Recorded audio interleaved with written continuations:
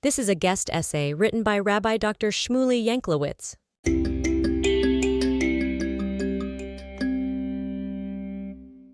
In the past year or two, with the unrest in Israel's political scene, the security failures involved in the brutal horrors of October 7th, and the existential crisis we have been enduring as a people since then, I have come to conclude something unfortunate. Zionism, in its current form of intellectual ideology, is, in many ways, failing us.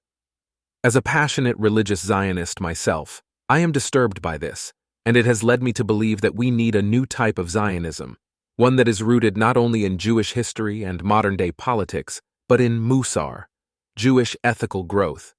As Jews, some of us are interested in ritual law, others are interested in spiritual practice, and others have totally irreligious notions of what it means to be a Jew.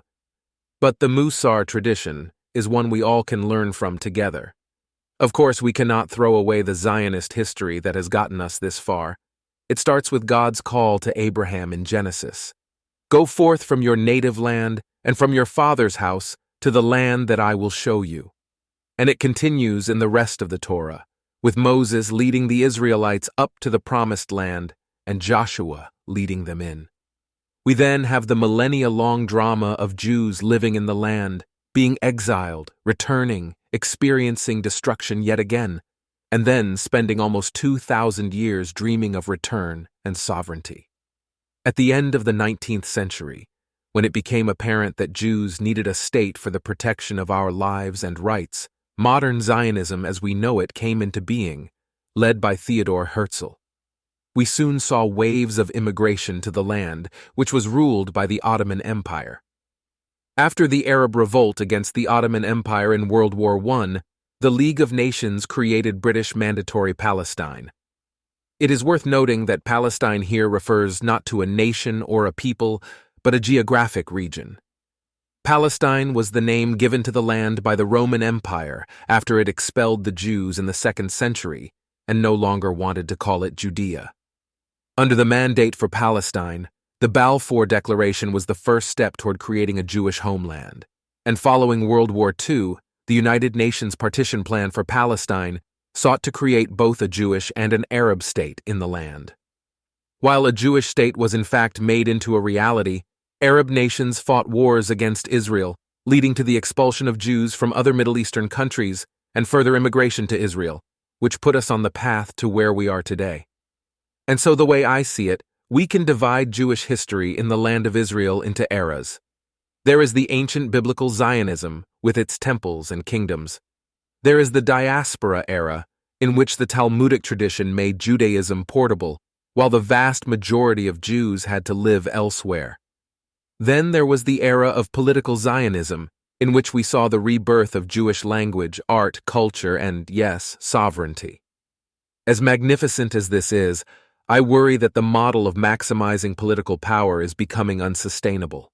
The world is turning against us for reasons largely beyond our control, and until October 7th, political struggles between Israelis were as contentious as ever, and the relationship between Israeli and diaspora Jews was hanging by a thread. I think part of the problem here has been that there is no unifying sense of what it means to be Jewish. Is it about social justice, Torah observance, survival as a people?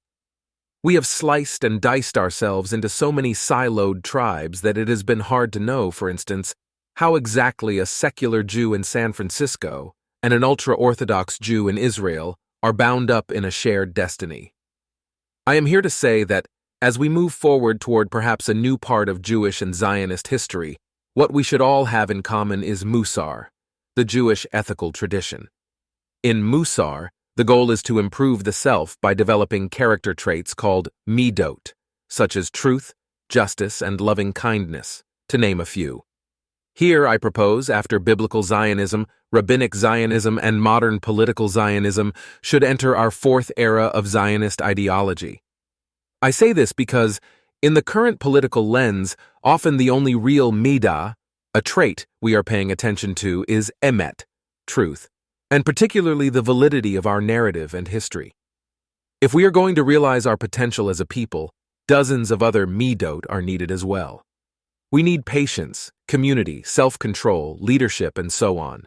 Of course, Jews are living with these midot in and out of the land, but these midot are often sidelined in the Zionist discourse itself. Our mission as Jews gets distorted when we view everything through the lens of power and advocacy, as important as those things are.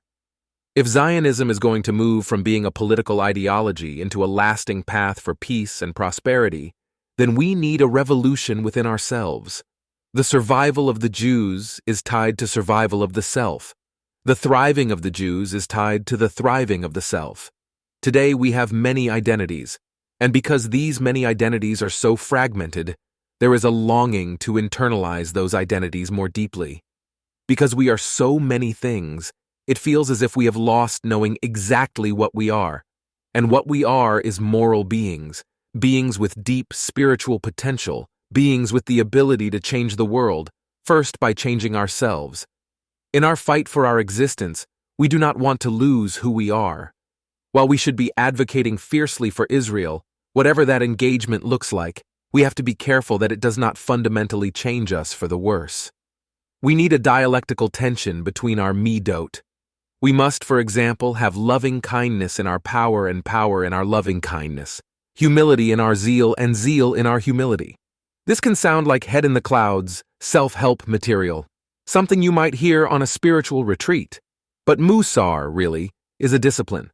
And in our time, spiritual, moral, and intellectual discipline is a practice we all need to develop. Whether you are a peacenik, religious Zionist, liberal Zionist, right-wing Zionist, or whatever else, all segments of the Jewish people need to benefit from moral, ethical, and personal growth. In a world in which Zionism needs a spiritual renewal, our personal integrity and development must be intertwined with how we think about, articulate, and actualize our Zionist values. In unpredictable and unprecedented times, Musar provides us with a spiritual framework for how we can reorient ourselves and cultivate the spiritual equanimity to weather the storms. The various strains of turmoil in recent years have shown us that our prior liberal and conservative frameworks have been all too spiritually weak. They might serve one ideological agenda or another, but they are failing us as the Jewish people. What's needed is a new, strengthened Jewish and Zionist consciousness altogether.